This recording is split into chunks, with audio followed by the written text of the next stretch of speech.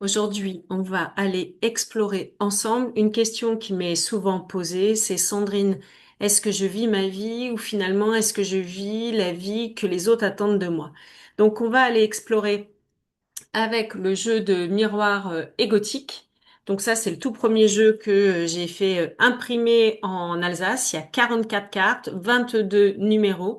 Et en fait, pour chaque numéro, il y a deux archétypes, deux cartes qui finalement viennent s'opposer, parler d'une posture de l'ego souffrant qui est en fait relativement extrême. On sait bien qu'avec l'ego, il n'y a pas souvent d'entre-deux.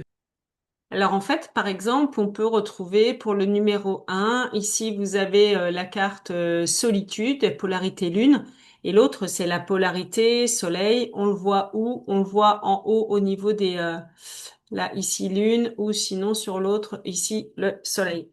Et en fait, ce sont des postures qui sont opposées, les deux faces d'une même pièce.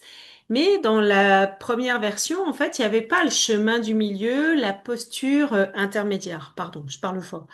Et là, maintenant, en fait, il y a la posture intermédiaire. Vous voyez, on retrouve les deux cercles de la pièce. Et on trouve, en fait, cette posture du milieu avec ici, pardon, j'ai retourné et en vidéo, c'est pas simple.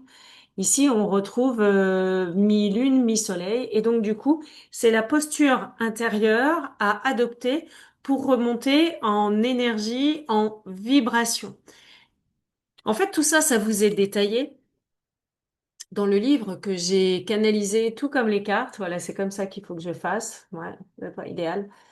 Initiation à la sagesse, Ego, aide-moi au changement. La version brochée est disponible sur Amazon directement ou sur mon site internet pour que vous ayez la version brochée mais dédicacée par moi. Donc ils arrivent chez moi et ils repartent chez vous avec une guidance tout spécialement en fait pour, pour toi. Voilà.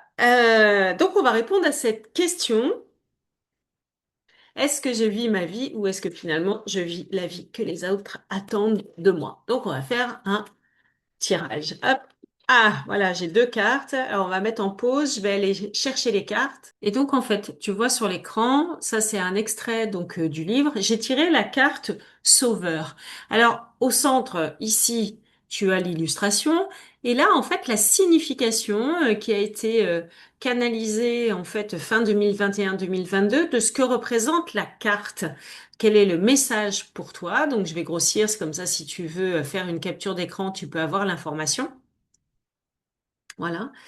Et en haut, en fait, dans le livre, puisque c'est un mélange de numérologie, d'archétypes, de posture de l'ego, eh bien, en fait, tu vas retrouver ici le nombre 21 quand il est fortement exprimé. Donc, ce que moi, j'ai envie de dire, ah bon, il y a deux cartes qui sont tombées, mais on va d'abord aller explorer la carte du sauveur, c'est que bah, la plupart d'entre vous, ceux qui me suivez, ceux qui sont intéressés par le jeu, vous avez probablement, et c'est tout sauf une surprise, une posture euh, entre guillemets de thérapeute ou de coach, ou alors c'est pas entre guillemets, vous êtes vraiment installé et vous avez envie d'aider les autres, vous allez au-devant des autres, et donc c'est comme si vous anticipiez les besoins.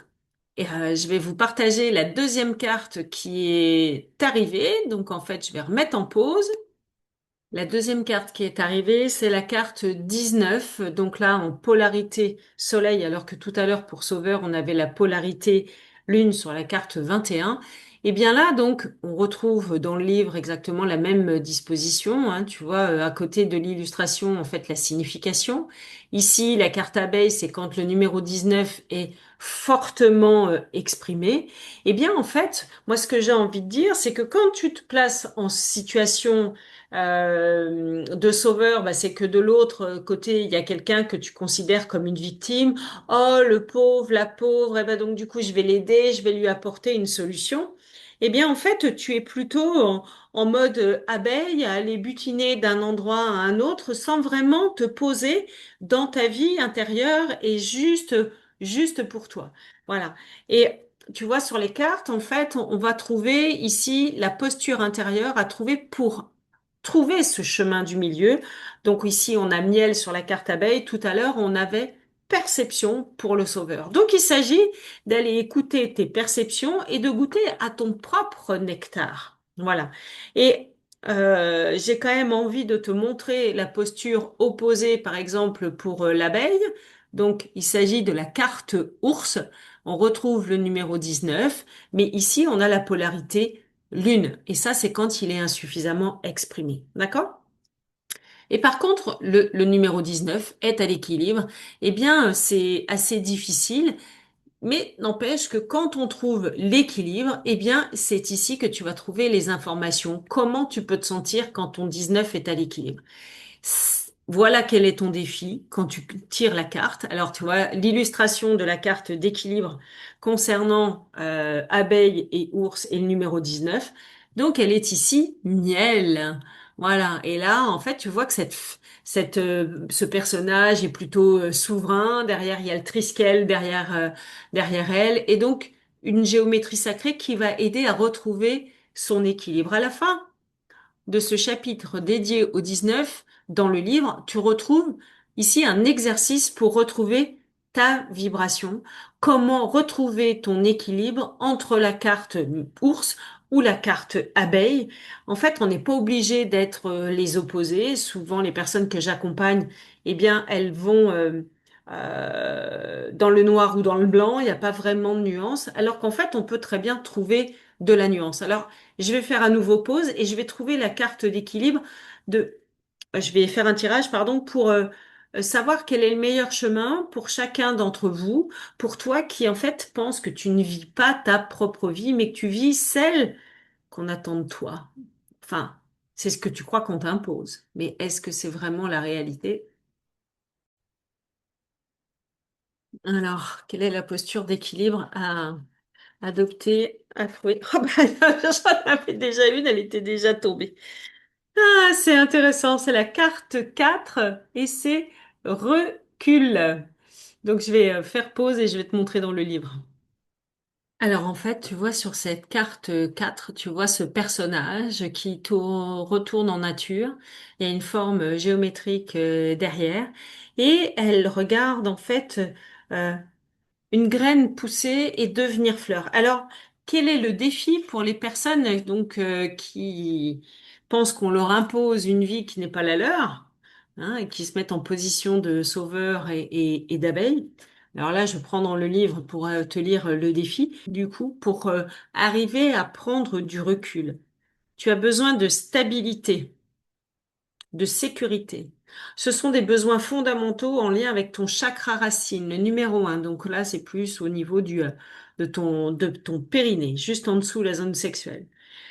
Donc tu as besoin d'ancrage. Il est primordial pour que tu te sentes bien d'établir des nouvelles bases solides, stables et durables. Et je vais te lire l'exercice. Donc pour monter en fréquence. Pour trouver facilement l'ancrage, redescendre dans tes pieds, tes jambes, il est important de mettre ton bassin en mouvement. Et le top, c'est de le faire en nature. Te promener en forêt, au bord de la mer, dans un endroit arboré et verdoyant, te permettra de t'ancrer. Faire attention où nous mettons les pieds ramène l'attention, notre regard vers le sol et nous fait sortir en fait du mental. Respirer en extérieur, en inspirant par le nez, expirant par la bouche, te permet aussi de lâcher la pression de la cocotte minute, donc de ton mental. Cette façon de débrancher t'aide à prendre du recul le temps de cette merveilleuse balade. Fais de cette expérience un rituel quotidien pour prendre soin de ta fréquence, quelle que soit la météo, ton corps est ton meilleur associé pour vivre ces moments de lâcher prise, de prise de recul sur ce que tu vis ou crois vivre. Ce qui te manque ou sur ce que tu crois qu'il te manque. Donc en fait, on est bien là sur le système de croyance et j'ai fait un tirage de cartes pour répondre à la question. J'ai eu deux cartes et j'en ai pris une autre pour trouver la posture d'équilibre. J'aurais pu faire aussi autrement, c'est-à-dire que tu vois, sur la 21, en fait, j'aurais pu prendre le 2 et le 1, ça fait 3. Et puis abeille, en fait, ça fait 10. Donc, je mets sur pause et je vais t'expliquer aussi, il y a probablement une autre conclusion. Je rigole parce que du coup, pour le 21, 2 plus 1, 3, je suis allée chercher la carte concrétisation, hein, avec le symbole de la Kundalini derrière.